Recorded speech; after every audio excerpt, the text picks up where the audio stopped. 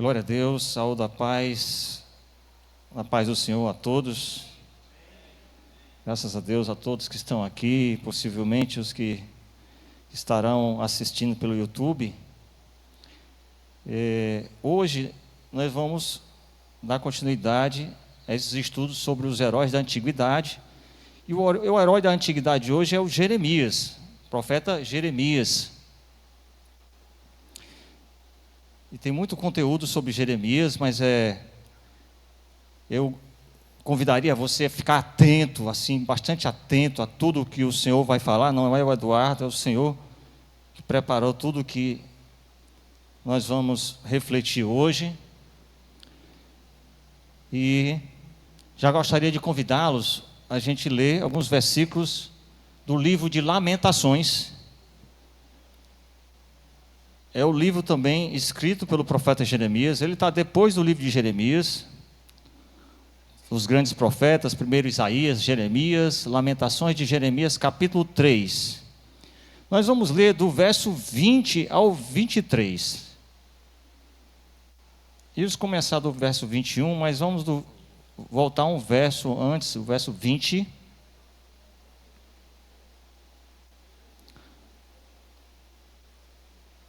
Verso 19, desculpe, 19. Acho que é importante ler a partir do 19. Lamentações 3, 19.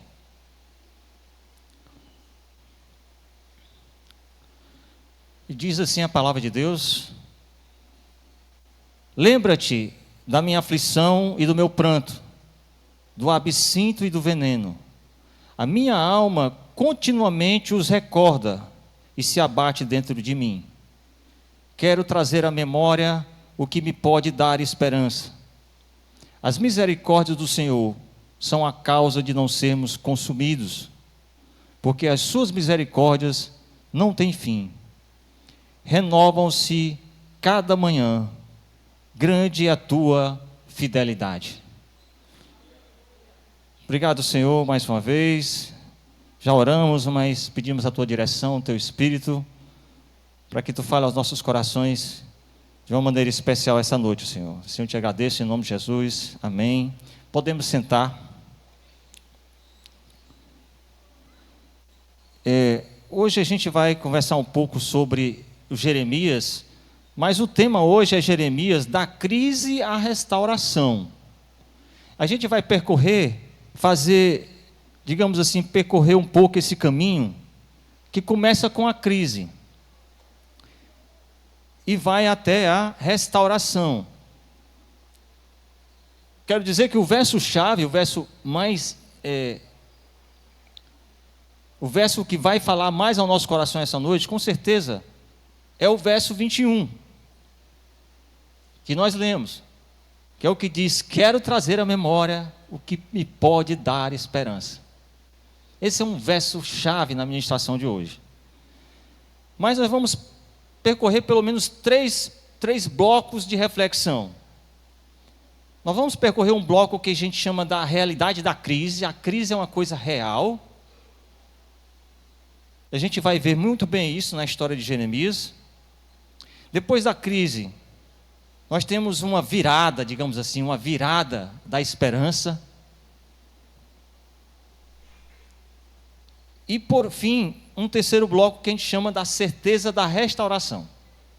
A realidade da crise, a virada da esperança e a certeza da restauração. A gente vai acrescentar um bloco 4 para a gente aplicar aos nossos dias tudo o que a gente vai refletir hoje. Trazer uma aplicação para os nossos dias. Bem, a gente precisa começar falando um pouco de Jeremias, porque é o personagem central da nossa reflexão de hoje, o profeta Jeremias. O profeta Jeremias, irmãos, é conhecido como o profeta chorão.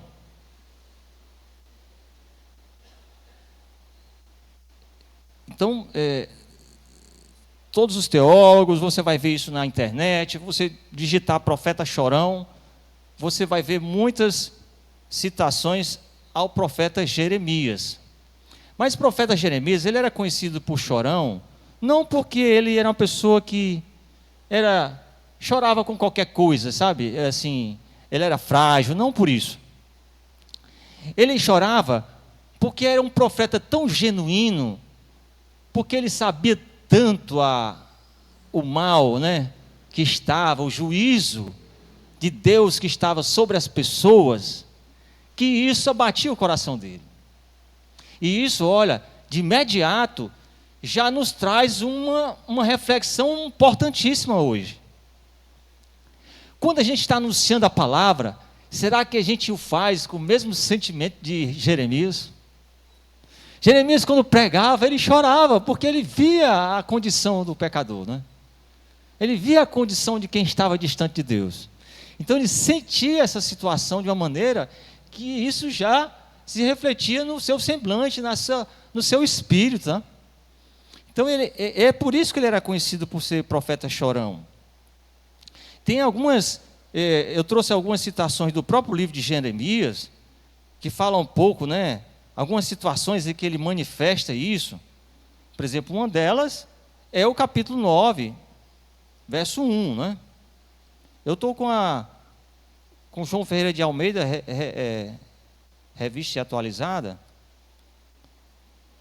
Então, capítulo 9, verso 1. Olha só esse versículo, como é lindo, né? Prouver a Deus a minha cabeça se tornasse em águas, e os meus olhos em fonte de lágrimas. Então choraria de dia e de noite os mortos da filha do meu povo. O termo filha, viu, gente? Ele era uma expressão usada para falar, e a gente vai ver no livro de Lamentações, que o primeiro capítulo, ele fala da filha de Sião. A filha de Sião era uma analogia que o profeta fazia para a situação do povo. O povo era como uma mulher viúva que acabou de perder o seu esposo e ela chora a sua desgraça.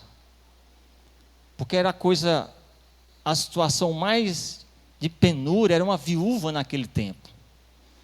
Ela não tinha mais a proteção, ela não tinha mais o provimento, ela não tinha mais o prazer de ter um esposo, né?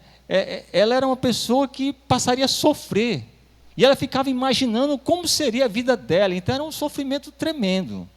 Então ele faz uma analogia que a situação do povo, diante do que Deus ia fazer, era como uma viúva. Então ele choraria os mortos, porque ele já olhava o povo, já sabia do juízo de Deus que ia ser feito, e ele já olhava e já via as pessoas como mortas, né? Mais uma reflexão para nós, quando a gente prega o evangelho para aqueles que não conhecem a Jesus, né? Será que a gente os vê como já pessoas mortas? Porque isso é que nós somos como mortos sem Jesus, né? Então esse era o sentimento de Jeremias. Tem o capítulo 8, voltando um pouquinho, né? Comecei pelo 9, mas volta aqui o capítulo 8, 18.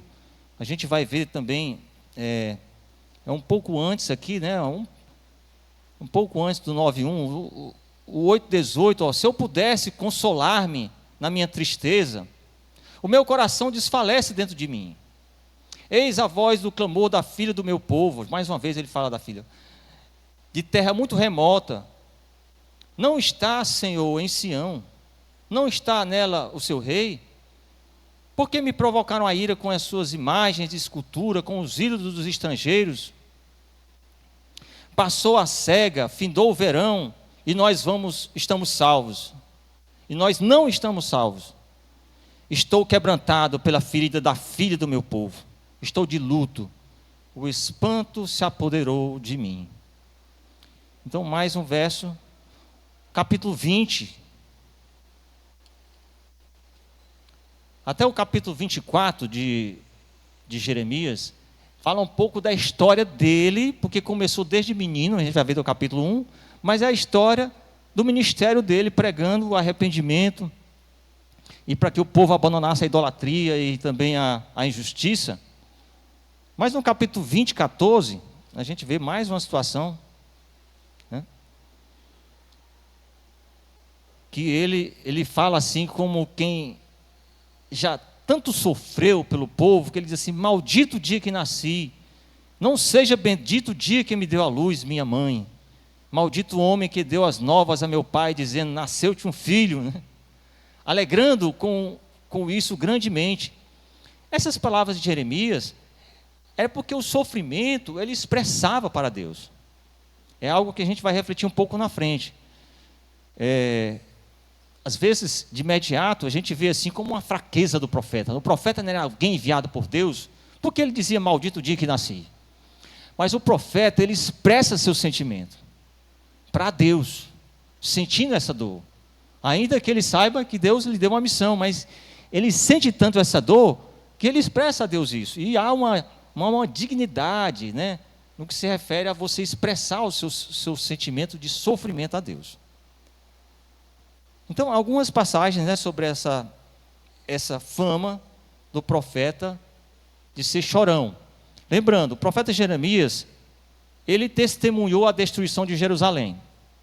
Claro, ele escreveu, há um escriba chamado Baruque, a quem ele convidou para juntos escreverem o livro de Jeremias, fazer todo o relato, e depois também o livro de Lamentações. Mas o ponto da destruição do povo aconteceu em 586 a.C. Então essa é mais ou menos a data em que assim culminou o momento em que a Babilônia invade e leva o povo cativo. 586, 587. Mais uma coisa interessante, o livro de Lamentações também, assim como o livro de Jeremias, ele expressa também uma profunda, não só uma dor, mas também uma profunda fé. Isso é uma coisa importante a gente citar. Quando a gente pensa em Lamentações, então a gente imagina, é um livro de dores, é um livro de muito lamento, né? Mas é um livro em que há também um registro de uma profunda fé. E a gente vai ver algumas situações aqui, como no próprio capítulo 1 de Jeremias, o primeiro capítulo, em que Jeremias, no início do seu chamado, ele já demonstra a sua fé, porque ele era um menino.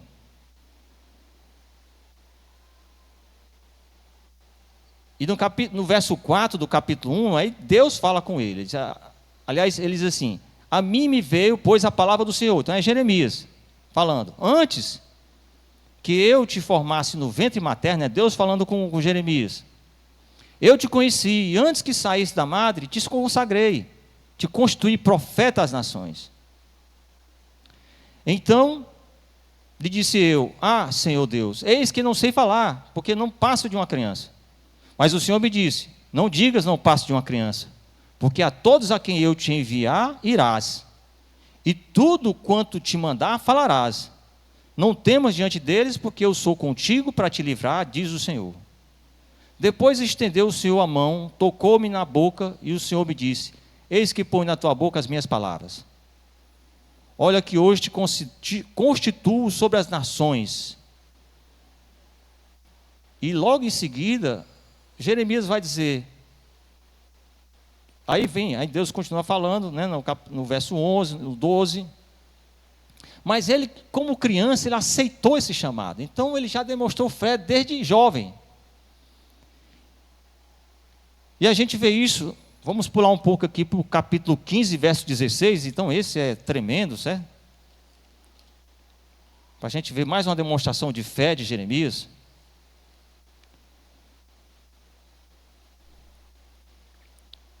Apesar de tudo que ele enxergava, aí o capítulo 15, verso 16 diz assim: tu, ó Senhor, o sabes, lembra-te de mim, ampara-me e vinga-me dos meus perseguidores. Não me deixes ser arrebatado por causa da tua longanimidade. Sabe que, por amor de ti, tenho sofrido afrontas. Se ele falava com o Senhor, para que ele pudesse ser protegido, vingado, então ele estava demonstrando a sua fé. Ele não estava abandonando a sua missão. Ele estava diante das dificuldades, Senhor, né? Vem em meu socorro. Parafraseando esse verso que a gente acabou de ler. E ele fala no verso 16, né? Achadas as tuas palavras, logo as comi, e as tuas palavras me foram gozo e alegria para o coração, pois pelo teu nome sou chamado, ó Senhor, Deus dos exércitos. Então, ele recebeu essa missão e se alimentou da palavra de Deus, irmãos, né? Então, há diversas manifestações de fé de Jeremias. Capítulo 17, o versículo 7, a gente vai ver assim: bendito o homem que confia no Senhor e cuja esperança é o Senhor. Imagine que Jeremias estava enxergando tudo que Deus ia fazer, mas ele não deixava de falar o quanto a melhor parte era confiar no Senhor. Imagine que a gente soubesse que Deus ia fazer uma coisa de tremendo sofrimento. Mas você pensa, como é que eu vou pregar para alguém, sabendo que as pessoas vão sofrer, né? Já pensou? Mas Jeremias não cansava de falar de que a melhor coisa era confiar no Senhor.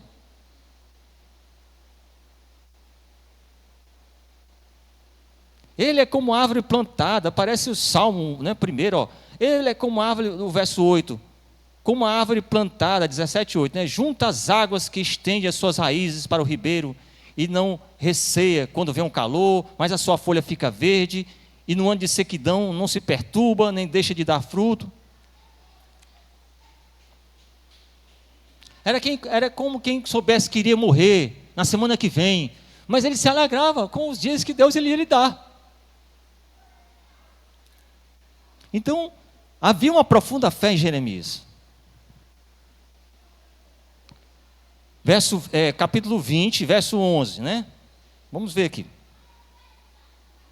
Mais uma vez, ele demonstrando a sua fé, ele diz: mas o Senhor está comigo como um poderoso guerreiro.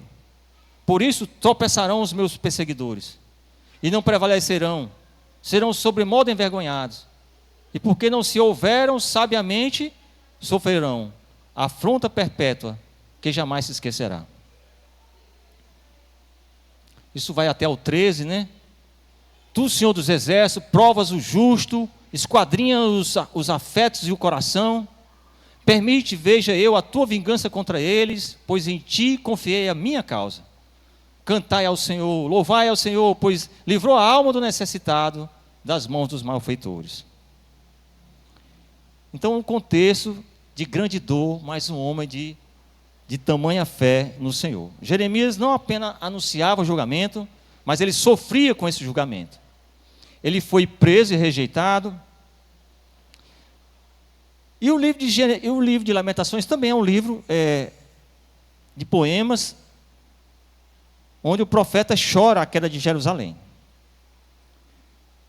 Então, mesmo em meio a essa crise, né, nós estamos falando aqui ainda só da introdução.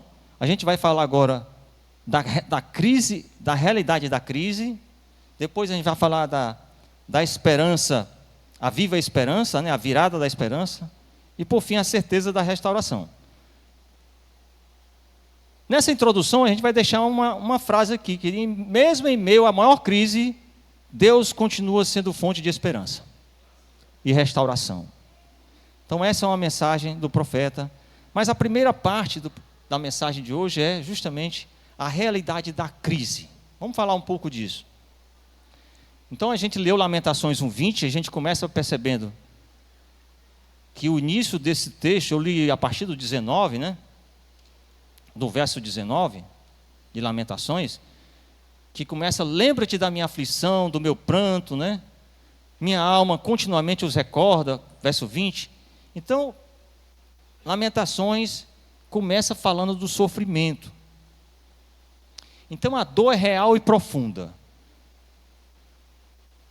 O livro de Lamentações é assim: o primeiro capítulo, ele associa o povo, como eu falei, àquela mulher viúva, né, que chora, né?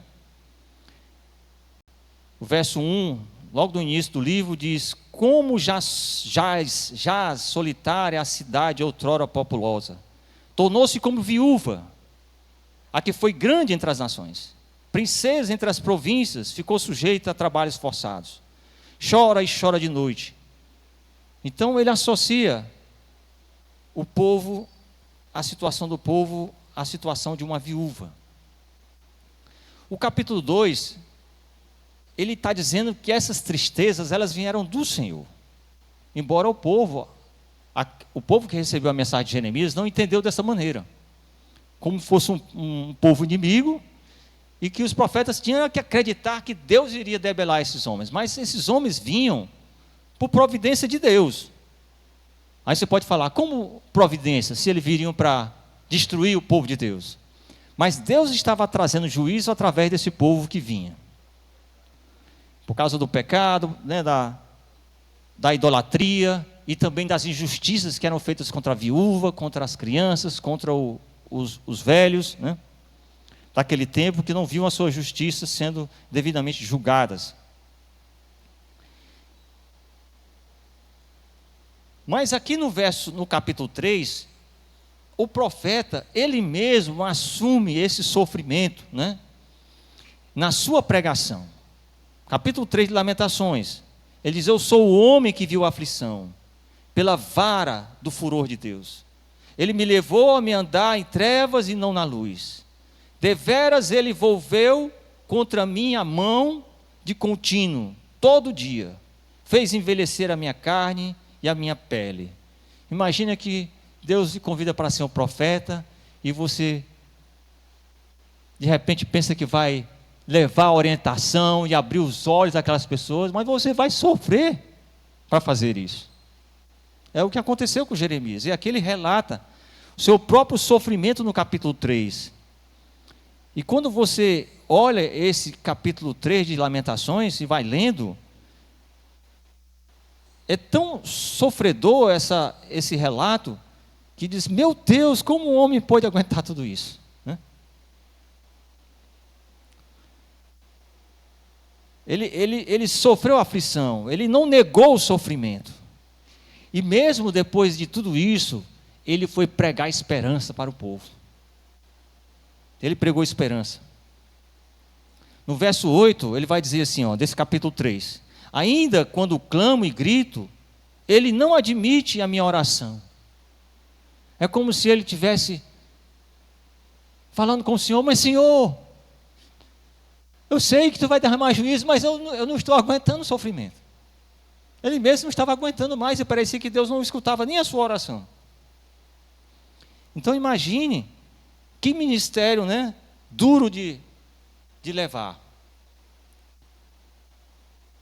É como se uma experiência humana diante do silêncio de Deus.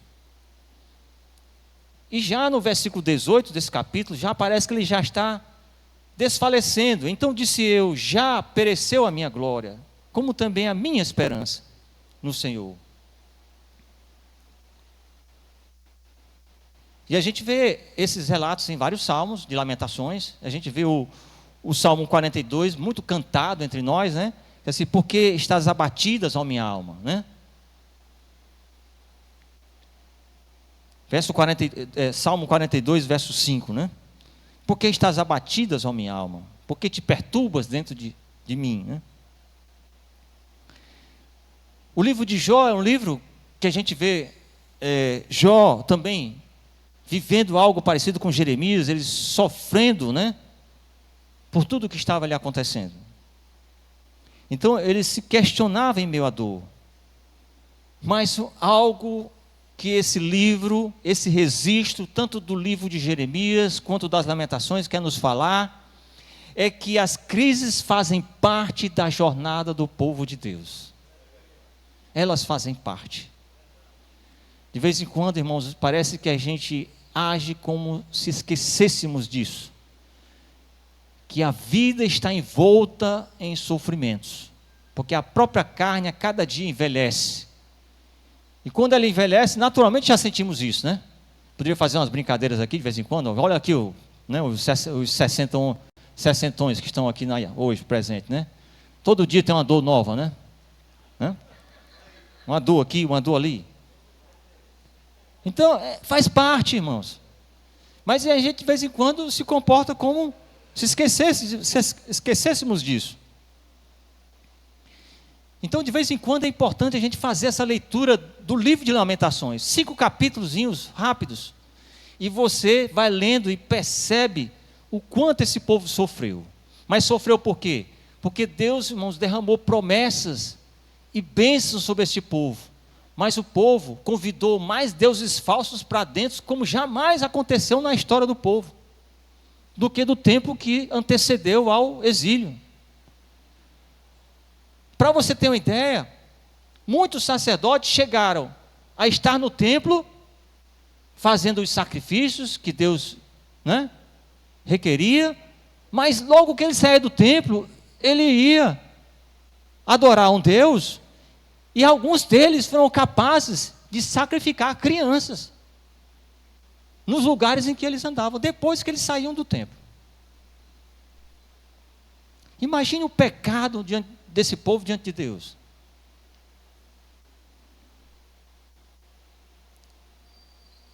E não só isso, as injustiças que eram feitas dentro do próprio povo, as viúvas sofriam, porque não eram paradas. Os velhos que antes, eles eram o conselho do rei, eles estavam nas portas mendigando, os velhos estavam abandonados. Como estão os nossos velhos, nossas viúvas, né? Nos dias de hoje. Nós os temos como amados? Eles são importantes na obra? Ou são os velhos? Os velhos têm que dar lugar, ao pessoal que está vindo aí com toda a energia, né? Mas se dos velhos é que vem a sabedoria, a experiência. É como um corpo, irmão, o corpo do Senhor. Todos têm a sua função e ele só é perfeito por isso. A empresa que quer ser conduzida só pelos novos vai dar com os burros na água. Se quer seguir só com os velhos, vai faltar força. O povo de Deus é essa conjunção toda. E o povo esqueceu disso também, naqueles tempos. Então, de vez em quando, é preciso a gente encarar o sofrimento, né? E saber que ele faz parte. Jamais perder a esperança por isso. Senhor, eu sei. Hoje o dia foi terrível. Irmãos, teve uns dias terríveis esses dias, sabia? Hoje foi um dia deles, acredita, né? Hoje, para mim, foi um dia muito difícil. Ontem, principalmente. Ontem. Foi um dia de coisas assim, várias coisas, até de um trabalho. Rapaz, era muito... Tem um dia que as coisas se acumulam, né? E são esses dias que a gente pode dizer, que a gente pode tomar uma decisão, né? Sem pensar, sem sensatez. Se a gente não entender que faz parte. Eu sei, Senhor, eu sei, o dia está difícil. Tu falaste que o dia, de vez em quando, vai ser assim.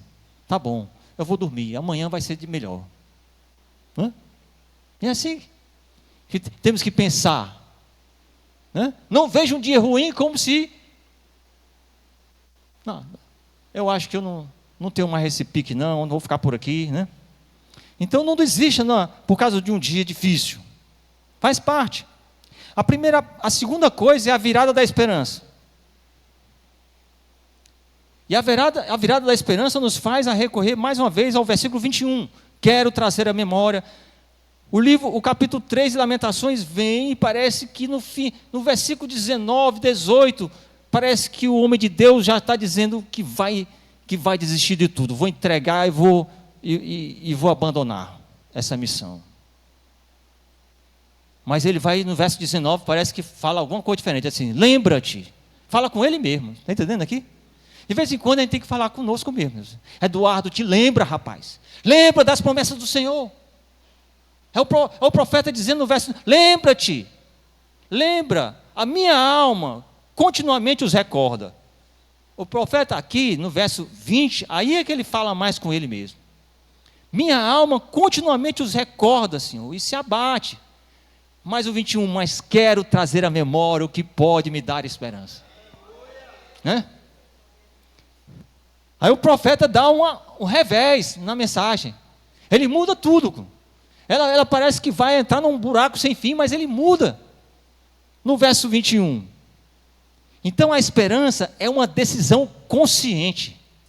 Se você não tiver consciência do que Deus já fez, e se não lhe faltar esse coração grato, e não lhe faltar a memória das promessas do Senhor, você pode ter esse momento de decisão consciente. Eu quero trazer à minha memória agora aquilo que me dá esperança. É consciente, irmãos. É uma memória espiritual. Ela escolhe focar nas verdades de Deus, ela não apenas nas circunstâncias. As circunstâncias você olha para todas elas, mas todas elas lhe trazem um dia muito ruim e você não consegue usar nenhuma delas para você sair disso. Se você continuar a olhar para elas, você não consegue sair disso. Mas você sai se você busca na memória o que o Senhor já fez. E os versos seguintes, depois do 21, reforça ainda mais isso. Que é uma mudança de perspectiva. Mudança de perspectiva é você olhar a coisa, de vez em quando você tem que sair de perto. Sai de perto, só em olhar por um outro ângulo, você vê alguma coisa diferente. Mas sai um pouco de perto. Sai para ir lá fora, caminhar. Sai para respirar, né? Quantas pregações nós vimos algo parecido, né, com relação a casais, quando assim, a briga começou a ficar ali, né? Aí você sai um pouco, né?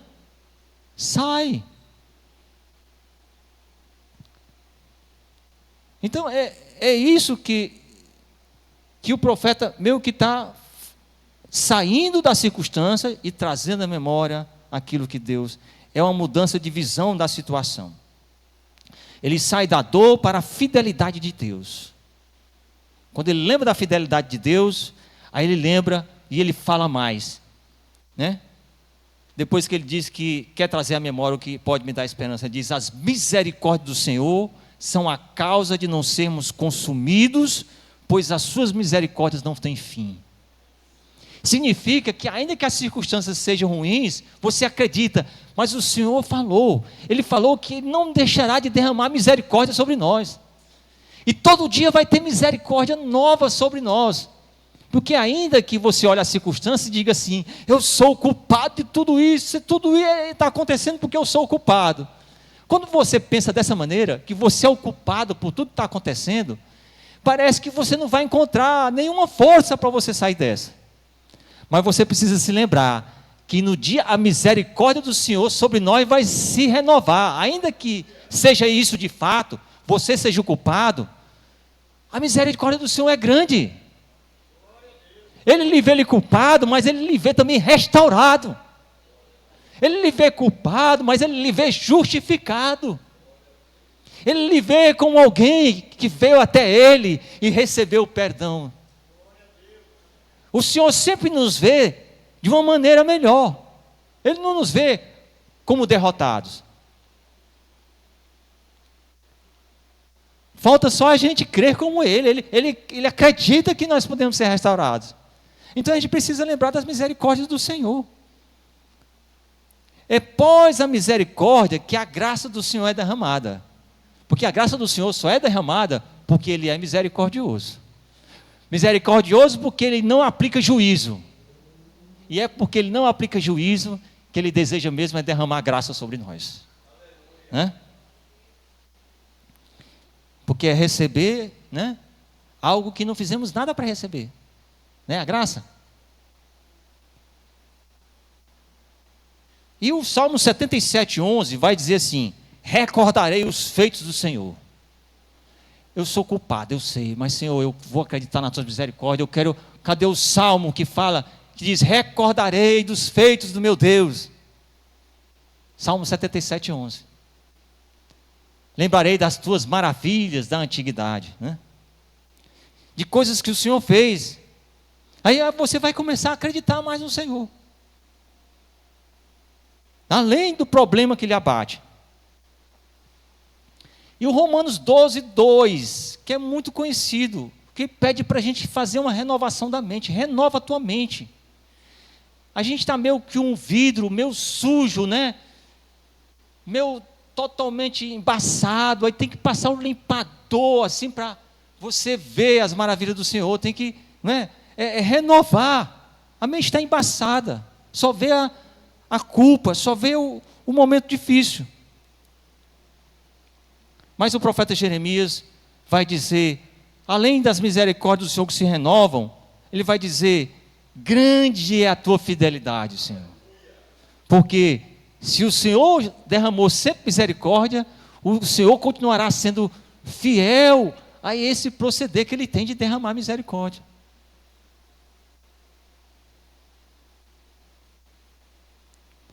A renovação da nossa mente. Esse ensinamento é que diz que a restauração, ela começa na mente, irmãos. A gente não está bem. Mas tudo começa aqui, na mente.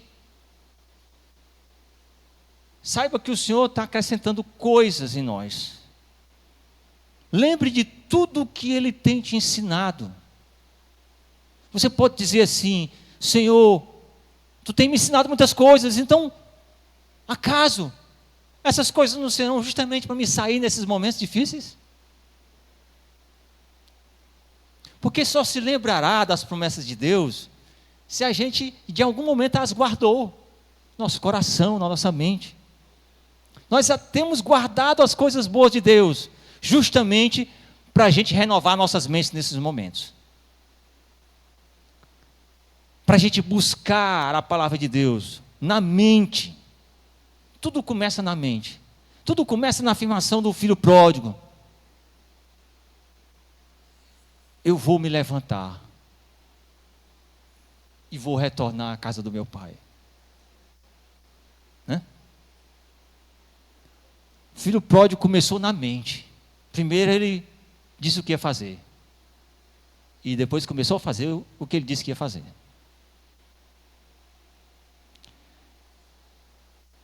Então essa é a renovação, é a virada da crise que Jeremias empreendeu. E olha que esse capítulo 3, irmãos, vai dizer coisas. Olha o que Jeremias traz a partir do versículo. Esse capítulo não é só do 21 ao 23, mas o 30 ao 33 é tremendo. Eu sempre gostei mais da segunda parte. A primeira parte é muito conhecida, mas a segunda parte é tremenda. De esperança. O verso 30 vai dizer assim, parece até que está falando de Jesus, né? Dê a face ao que o fere, né? Farte-se de afronta. O Senhor não rejeitará para sempre. Tu está sofrendo, mas espera no Senhor. Espera. Ele não te rejeitará. O dia vai passar. No dia seguinte o Senhor não vai continuar te rejeitando, é isso que ele está dizendo. No dia seguinte vai derramar misericórdia. Aí o verso 32, pois ainda que entristeça alguém, ele usará de compaixão. Quando ele diz assim, ainda que entristeça alguém, entristeceu porque Deus mostrou que é como acontece na maioria das vezes, o dia complicado, ele em geral, ele é consequência das nossas decisões. E do pecado que nos cerca, né? Mas o Senhor, ainda que entristeça alguém, Ele usará de compaixão, segundo a grandeza das suas misericórdias. Porque não aflige, nem entristece de bom grado, verso 33, os filhos dos homens. Ele não entristece de bom grado. Ele o faz porque a gente precisa muitas vezes ser entristecido, para a gente cair em si. Para dizer assim, vou voltar ao meu Senhor, porque eu sei que Ele é grande em misericórdia. A sua compaixão é tremenda, né? É a virada da esperança de Jeremias. E aí a gente vai para a parte 3, que é a certeza da restauração. A gente está chegando agora na restauração. E olha só, que a gente já falou um pouco da restauração, quando no verso 22 diz, as misericórdias do Senhor são a causa de não sermos consumidos.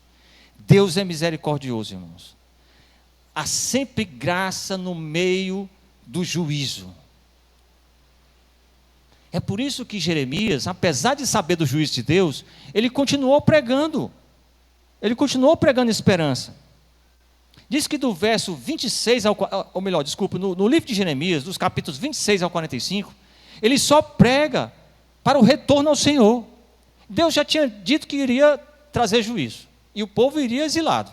Mas ele continuou pregando, só falando que deveríamos abandonar a idolatria, abandonar as injustiças. Ele continuou pregando. Ele não deixou de pregar. Ele poderia ter dito: Senhor, tu vai pregar juízo, eu já falei para todo mundo, faz a tua obra, eu vou dormir ali, né? Não. Jeremias continuou dia a dia pregando, né, a salvação para todo mundo. Porque ele sabia dessas promessas de restauração de Deus.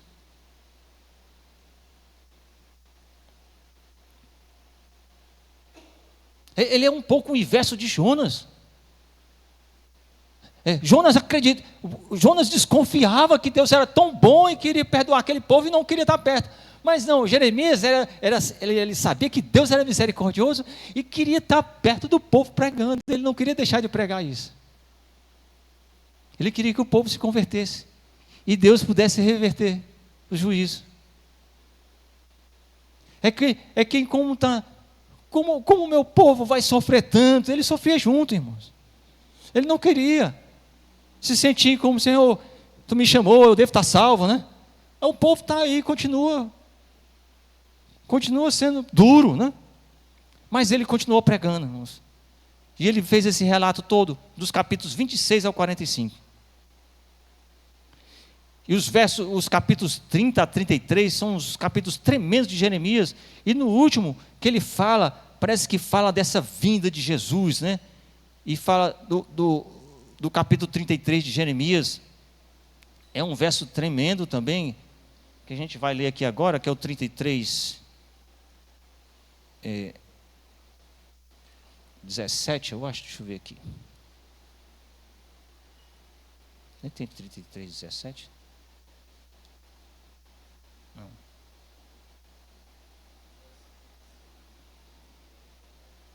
Ele fará que trará salvação.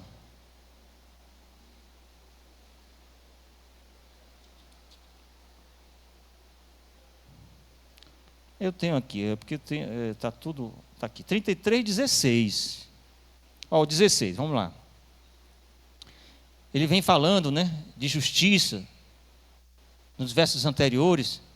Ao 16, ele está falando desse que virá. Ele vai falar do coração, que vai mudar o coração das pessoas. Ele diz: este habitará nas alturas, as fortalezas das rochas serão o seu alto refúgio. 33. É porque eu estou no outro livro aqui, estou no livro fui bater no livro de Isaías, gente, perdão. É Jeremias 33, 16.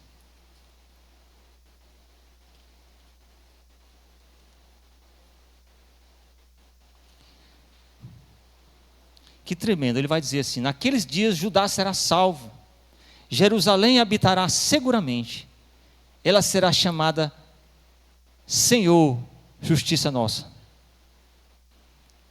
Já estava falando da salvação que viria sobre esse povo, né? Ele estava falando de juízo, mas estava falando de restauração. Havia um renovo de Davi, que sairia de Davi.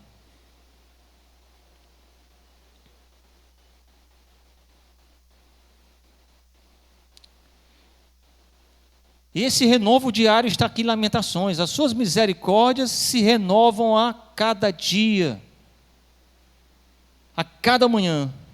Grande é a sua fidelidade. Deus trabalha continuamente, irmãos. Deus nunca deixa de trabalhar. É por isso que as misericórdias dele se renovam. Jesus falou sobre isso com os fariseus, que diz que o meu Pai está trabalhando. E eu também trabalho, Jesus falou, né? E a fidelidade de Deus é exaltada, né? Ressaltada por Jeremias. Grande é a tua fidelidade, Senhor. E a minha porção é o Senhor, diz a minha alma, versículo 24 do capítulo 3 de Lamentações. Diz a minha alma, portanto, esperarei nele. Bom é o Senhor para que o esperam por ele.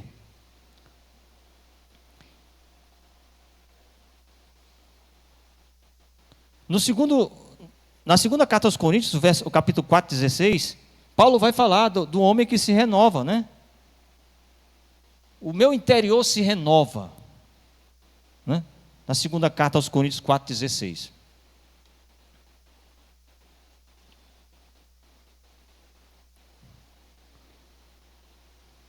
Você vê uma confirmação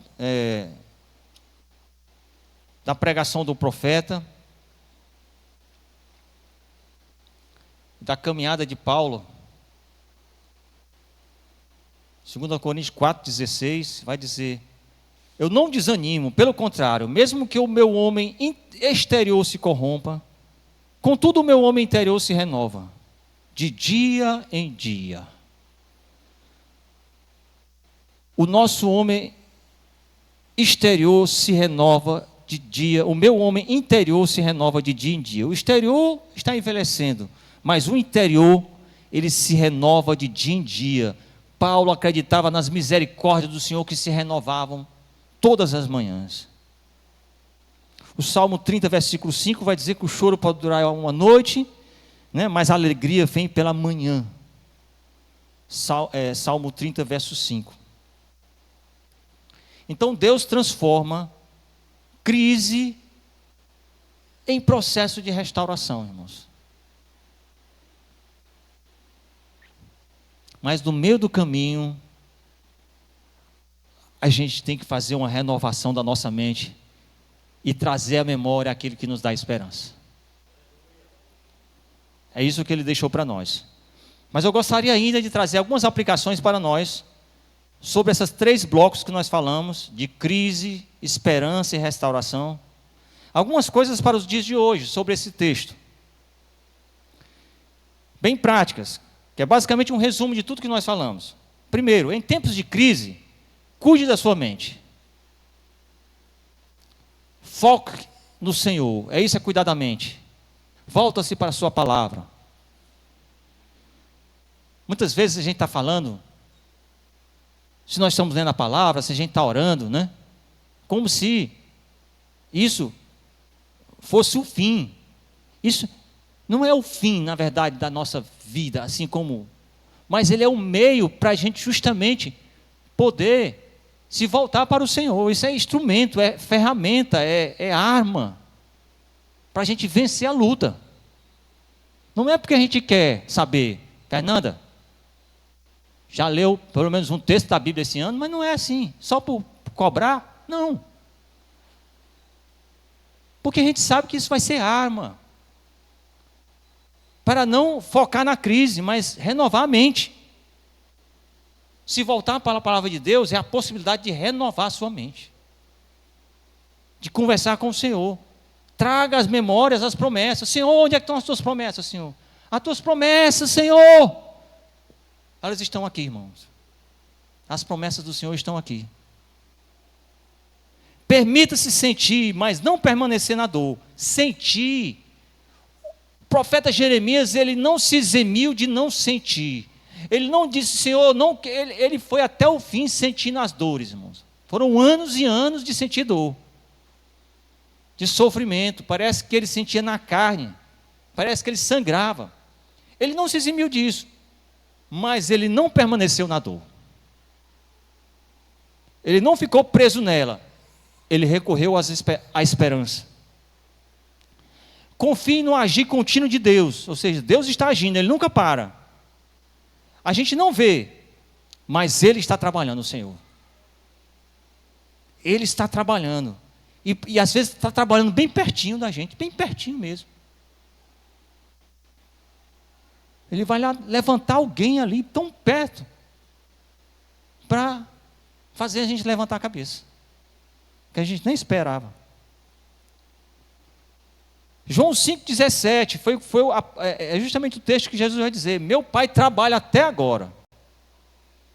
No Evangelho de João 5,17. Então o próprio Jesus, ele via o trabalho do Pai, e então por isso ele não se abatia. O Senhor estava trabalhando e ele enxergava isso. E o último ponto das aplicações, que é: viva um dia de cada vez. Viva um dia de cada vez. A misericórdia é diária. Já que ela é diária, o dia está difícil, mas amanhã é outro dia. Vai ser diferente. Pense assim: muitos se desistiram e caíram no caminho sem volta, porque deixaram de acreditar no dia seguinte. Não, hoje foi difícil, mas é só hoje. Viva só esse dia. É como se a gente projetasse o dia de hoje para todos os outros para frente. Não, já sei, daqui para frente vai ser só assim. Aí não dá, aí você não tem como sair. Saiba que viva só esse dia. Amanhã, quem sabe, você acorda, nem se lembra do que aconteceu ontem. Deus pode fazer isso. Da gente viver tanto em razão da esperança dele, que você é capaz de acordar e o dia seguinte não lhe afetar mais. Você acordou e acordou como que o dia anterior não aconteceu. Esse rapaz ontem foi difícil, mas ele acordou aqui com a vontade e tal, já saiu com a alegria maior do mundo. Aí você, mas ele esqueceu de ontem. Isso acontece, irmãos. O Senhor pode fazer isso. E Ele tem feito isso. Ele sempre faz essas coisas. E Jesus falou isso lá no Sermão do Monte. Ele diz: basta dia o seu próprio mal. Interessante, né? Jesus ter falado que como se todo dia tivesse o mal. E tem gente que não acredita. Tem gente que está lá dizendo: todo dia o mal. A Bíblia está falando. Todo dia o seu mal. Todo dia tem um mal. Porque nós estamos cercados de males. Todo dia tem. A gente pode até ter percebido, mas tem. Todo dia basta o seu. Não fica aumentando os males do dia seguinte com os males de hoje. Senão vai acumulando. É por isso que quando a gente acumula, o peso sobre os ombros é tão grande que a gente já anda cabisbaixo. Teve uma vez que a gente estava tão preocupado com as coisas no banco, que a gente vinha de uma reunião, a gente saiu da reunião, eu e os vários colegas, e a gente vinha todo mundo na mesma posição. Foi alguém que lembrou: ei, o que está acontecendo que vocês estão tão igualzinhos? E todo mundo assim, sabe? Rapaz, quando ela falou, que eu olhei assim, estava todo mundo igual. Eu falo: Jesus, a gente foi afetado. Imagine que se a gente soma isso no dia seguinte, aí nós vamos estar mais baixo ainda. No dia seguinte a gente já estava andando assim já. É assim, irmãos. Mas se a gente crê na esperança, no outro dia você já está, levantou. Obrigado, Senhor. Tu és grande e maravilhoso. O Senhor é grande. O resumo de tudo isso é que a crise é real. A esperança é uma escolha. É uma escolha. Eu quero lembrar aquilo que me traz esperança. São as promessas. A esperança é uma escolha. A restauração, irmãos, é uma promessa. Olha que coisa linda. A gente vai optar por escolher, mas a gente vai saber que a promessa a restauração é a promessa. O Senhor disse que faria isso. E Ele disse que Ele vai lá só para lá, Ele vai fazer. No outro dia, Ele vai nos levantar. Isso é tremendo. Quem aprende a olhar para Deus no meio da crise, experimenta restauração antes mesmo da mudança. Antes das circunstâncias mudarem, a gente já enxerga, já experimenta a restauração. Vamos ficar de pé, em nome de Jesus. Obrigado, Senhor Jesus. Vamos orar, meu Pai.